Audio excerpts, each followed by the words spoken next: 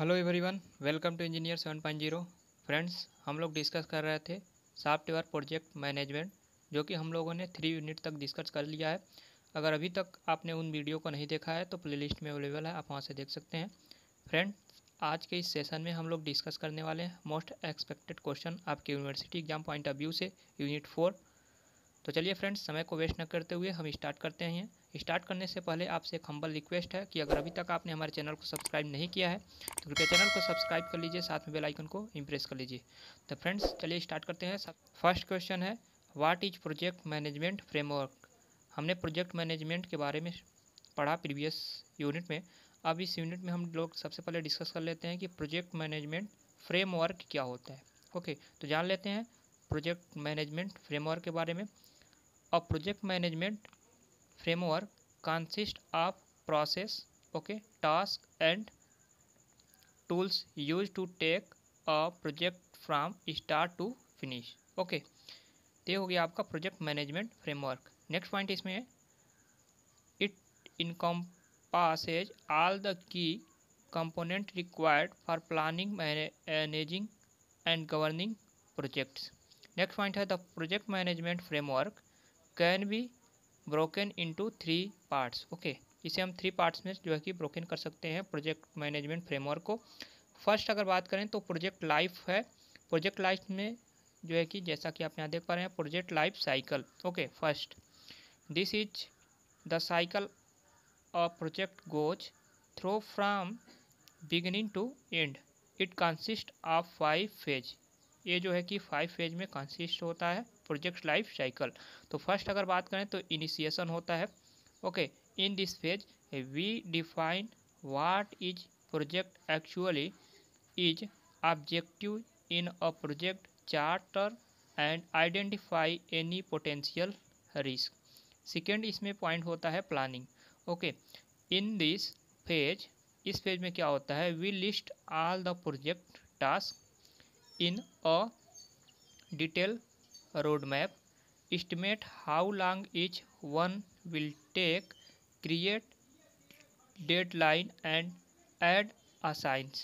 okay, next point है execution, put the plan into action, team commence work on project task and align their schedules to achieve give deliverable। okay, next point है आपका monitoring and controlling. Monitoring and controlling की बात करें, project manage over progress by tracking team performance, creating reports and readjusting priorities in if necessary. Closure की बात करें, finally fifth phase है, the final phase incorporate the result achieved when all project tasks are completed। A project manager will analyze these results and plan the next step। Okay, इसी तरह जो है कि जैसा कि हमने 3 जो है पॉइंट्स यहाँ पर डिस्कस करना था हमें, ये जो था फर्स्ट जो है प्रोजेक्ट लाइफ साइकिल था, उसके 5 फेज थे। और जो कि यहाँ पर आप देख रहे हैं framework can be broken into 3 phase. तो फर्स्ट फेज तो आपका हो गया प्रोजेक्ट लाइफ साइकिल। जो सेकेंड फेज है आपका और थर्ड फेज है यहाँ पर project control cycle. Okay, second क्या है, प्रोजेक्ट कंट्रोल साइकिल।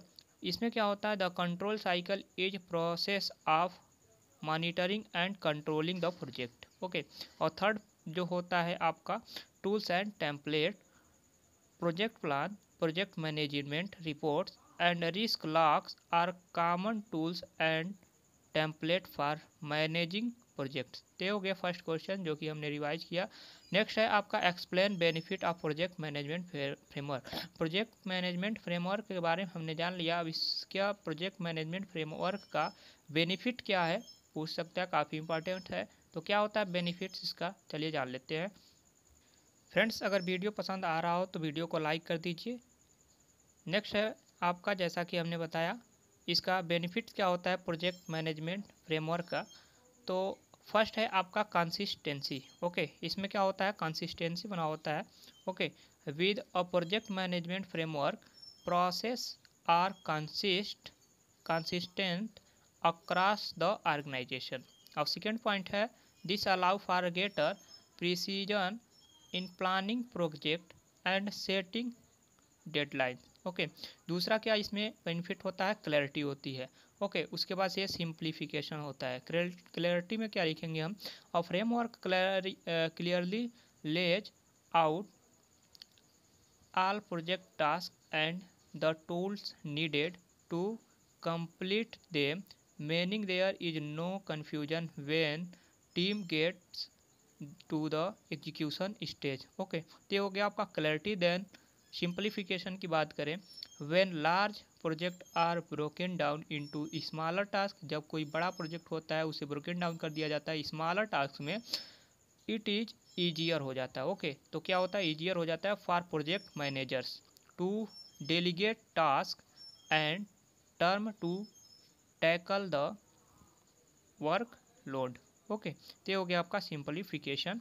और नेक्स्ट पॉइंट बेनिफिट में होता है आपका ऑप्टिमाइजेशन एंड फिफ्थ है आपका कम्युनिकेशन।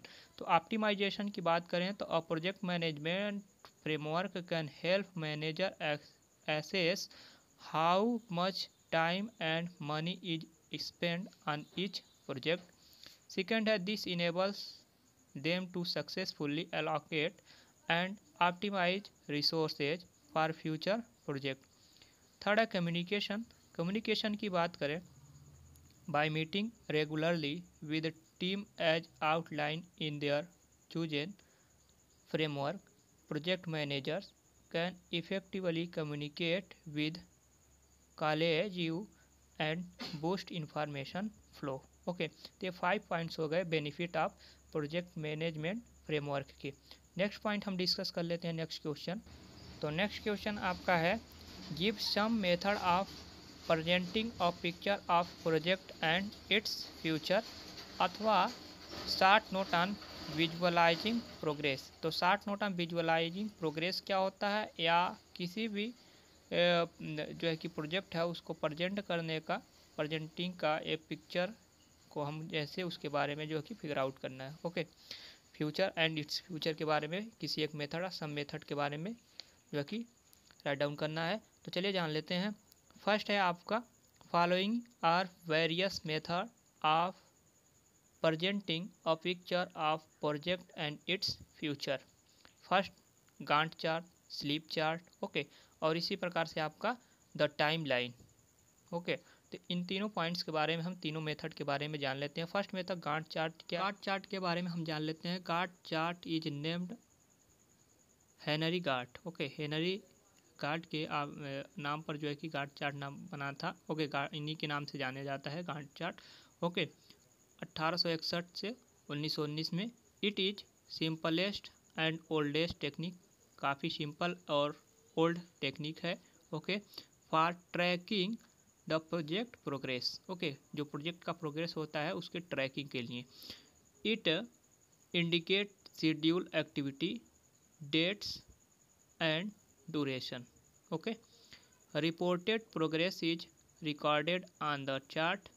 जो भी रिपोर्टेड प्रोग्रेस होता है उसे हम चार्ट पर जो है कि रिकॉर्डेड किया जाता है by scheduling activity bars. Okay, bars form में। ओके, नेक्स्ट है स्लिप चार्ट। स्लिप चार्ट क्या होता है, a slip chart is version of Gantt chart where a line is drawn from top to bottom. आप इसे याद रखेंगे, इसमें क्या है, लाइन को ड्रा किया जाता है टॉप टू बॉटम। यह एक मॉडिफिकेशन आप कर सकते हैं, यह एक प्रकार का वर्जन किस चार्ट का है, गांट चार्ट का। कौन, स्लिप चार्ट। ओके, तो इसके अबाउट जान लेते हैं। To the left of the line are all completed, यानी कि ये टॉप टू बॉटम जो है कि लाइन ड्रा करते हैं। तो यानी कि अगर कोई कम वर्क है, टास्क है ए, ओके, ए और टास्क कंप्लीट हो गया तो यहाँ पर लाइन ड्रा करेंगे। तो लाइन ड्रा करेंगे तो इसके लेफ्ट में हो रहा है, यानी कि जो कंप्लीट होगा टास्क वो लेफ्ट में होगा, और जो अभी इनकम्प्लीटेड है, जो अभी प्रीसीडिंग में है, वो क्या है, इस जो लाइन होगा इसके राइट में होगा। तो यही यहाँ पर कह रहा है the left of the line are all the completed activities and the right those activities that have not been completed. Okay, It provide more striking visual indication of those activities that are not progressing to schedule, यानी कि जो schedule बनाया गया उसके according जो है भी activities अगर सही प्रकार से जो है कि प्रोग्रेस नहीं कर रहा है तो ये इससे इस चार्ट के माध्यम से हम ठीक प्रकार से चार्ट जो है कि विजुअली इंडिकेट कर देता है, जिससे जो है कि उसका कार्य में जो है कि तेजी लाया जाता है। ओके, नेक्स्ट पॉइंट है the more the slip line bend greater variation from the plane.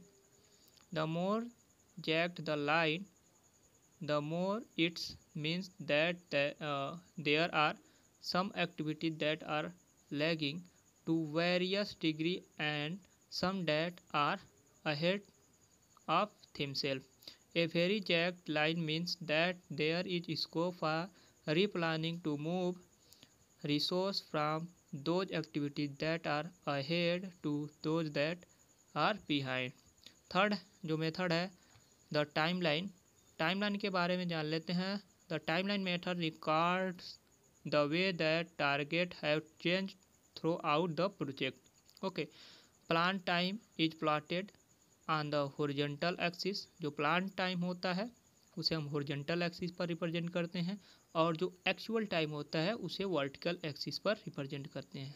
Okay, horizontal axis. Okay, the bendy line going from top to bottom represent the scheduled completion date for each activity। एक या आपका time line method. Okay, तो ये three method हो गए आपके जो है कि रिलेटेड टू आपका presenting a picture of project. Okay, next है यानी कि क्या कह रहा है, किसी भी प्रोजेक्ट है। ओके, ये क्वेश्चन आप समझिए एक बार, कोई भी प्रोजेक्ट है उसको पिक्चर के माध्यम से किस प्रकार से उसके प्रोजेक्ट को रिप्रेजेंट किया जाता है, पिक्चर के माध्यम से किस प्रकार से उस प्रोजेक्ट के प्रोग्रेस को रिप्रेजेंट किया जाता है उसके मेथड के बारे में। तो यही थ्री मेथड हैं।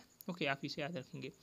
नेक्स्ट है आपका question, what is cost management in project management. Okay, जो प्रोजेक्ट मैनेजमेंट है उसमें कास्ट मैनेजमेंट का क्या रोल है इसके बारे में आपको लिखना है। Cost management is the process of estimating, allocating and controlling project cost. Okay, the cost management process allow a business to predict future expenses to reduce the chances of budget overrun. Okay, projected costs are calculated during the planning phase of a project and must be approved before work beginning. As the project plan is executed, expenses are documented and tracked so things stay within the cost management plan. Okay, once the project is completed, predicted cost and actual cost are compared, providing benchmark. Okay, यानी कि कह रहा once the project is completed, एक बार जो work project होता है completed हो जाता है, predicted cost and actual cost. Okay, जो प्रिडिक्टेड कास्ट होता है और एक्चुअल कास्ट होता है आर कंपेयर्ड, दोनों का कंपेयर, प्रोवाइडिंग बेंचमार्क। ओके, क्या प्रदान करता है, बेंचमार्क प्रोवाइड करता है फॉर फ्यूचर कास्ट मैनेजमेंट, यानी कि जो फ्यूचर में कास्ट आप मैनेजमेंट करेंगे उसके लिए एक बेंचमार्क प्रोवाइड करता है, दोनों का डिफरेंस यानी कि प्रिडिक्टेड कास्ट और एक्चुअल कास्ट का डिफरेंट। ओके, तो ये हो गया आपका cost management in project management. Next है कास्ट, इसका बेनिफिट क्या है जानेंगे। What are benefit and challenges of cost management. जो कास्ट मैनेजमेंट है इसका बेनिफिट क्या है और चैलेंजेस क्या हैं उसके बारे में आपको, यानी कि जब हम कास्ट मैनेजमेंट की बात करेंगे तो उसके बेनिफिट भी जानेंगे, उसका चैलेंजेस भी क्या होने वाला है ये भी जानेंगे। तो ये साइट ऑफ वे से जो है कि इम्पॉर्टेंट्स हो जाता है क्वेश्चन। ओके, तो बेनिफिट सबसे पहले जान लेते हैं। बेनिफिट कास्ट मैनेजमेंट के क्या क्या हो सकते हैं। पहले prevent overruns. Okay, by allotting cost in the early planning stage, project managers ensure they don't over spend on specific area. Okay, avoid risk, A good budget will have a risk allowance to ensure project success is not compromised if unforeseen cost arise. Okay. Third है aids future planning. Cost report can help with resource optimization. This can lead to more accurate budget in the future. Okay, next point है आपका lack of resources, यानी कि ये हो गया आपका तीन जो है कि बेनिफिट। अब इसके जो है कि चैलेंजेस क्या है कास्ट मैनेजमेंट के, तो फर्स्ट है लैक ऑफ रिसोर्सेज, थर्ड है आपका इनएक्यूरेट एस्टिमेट, और थर्ड है आपका आउटडेटेड टेक्नोलॉजी। आउटडेटेड टेक्नोलॉजी जैसा कि ये ऐसी टेक्नोलॉजी आप यूज कर रहे हो जो कि आउटडेटेड हो। ओके, इनएक्यूरेट कैलकुलेशन, अगर कोई भी एक्यूरेट अगर आप कैलकुलेशन नहीं कर पा रहे हो तो इन एक्यूरेट जो है कि एस्टिमेटेड। ओके, और इस प्रकार लैक ऑफ रिसोर्सेज की कमी हो जाए।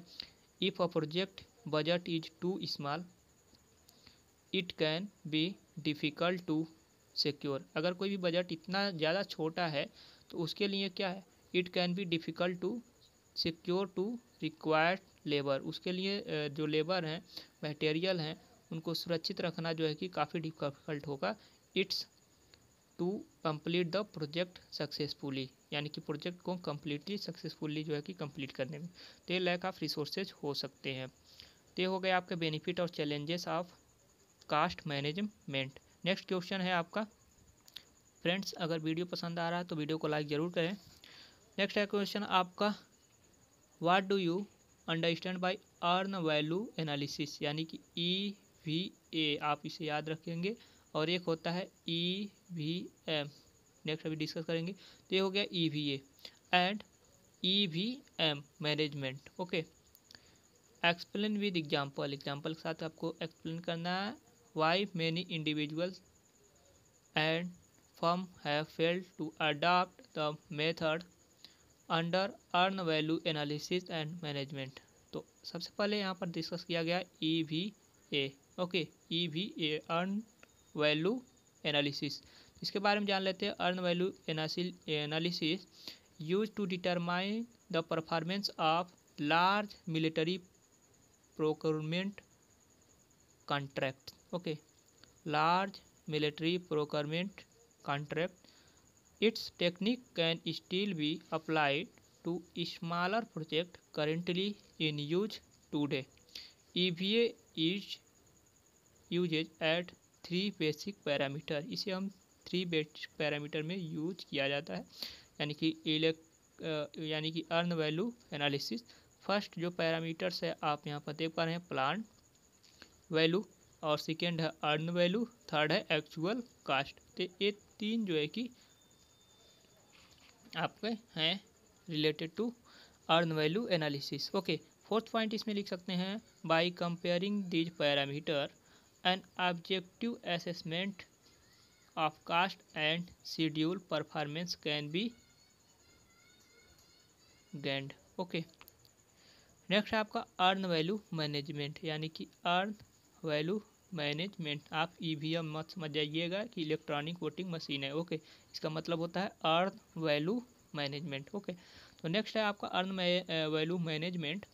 EVM has proven itself to be one of the most effective performance measurement and feedback tools for managing projects. Next point है it enable to manager to close the loop in the plan do check act management cycle. And third point है if the application of EVM to project reveal that the project is behind schedule और over budget, the project manager can use the EVM methodology to help identify. तो इसमें 3 पॉइंट्स हैं।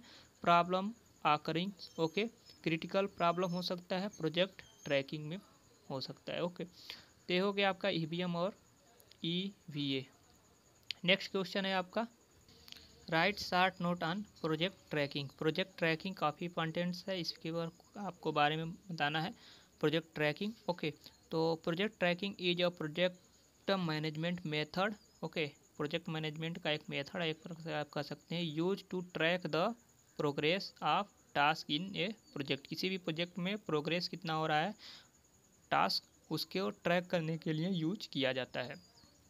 Next point है, by tracking our project we can compare actual and to planned progress and identify issues that may prevent the project from staying on the schedule and within budget. Third point है, project time tracking help us to project team and stakeholders see how much time is getting spent by team members at every stage of the project management process.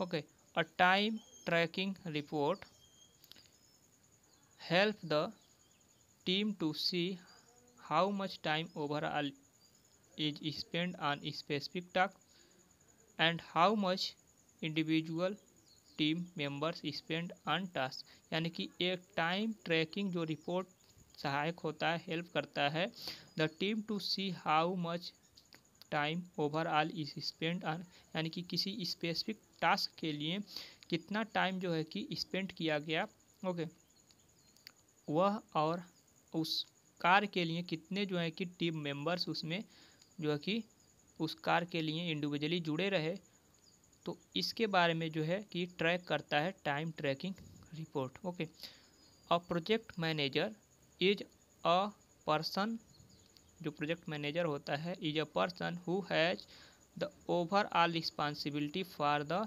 Successful initiation, planning, designing, executing, monitoring, controlling and closure of a project. किसी भी project के close के लिए, monitoring के लिए, controlling के लिए, executing के लिए, डिजाइनिंग, प्लानिंग, इनिशिएशन के लिए सक्सेसफुल्ली जो है कि उसके लिए जो रिस्पॉन्सिबल पर्सन होता है वो होता है प्रोजेक्ट मैनेजर। ओके, नेक्स्ट है आपका project tracking keep all team members and stockholder in touch deadline and goal, enabling the project lead to manage with confidence। Okay, ये हो गए आपके प्रोजेक्ट ट्रैकिंग के बारे में।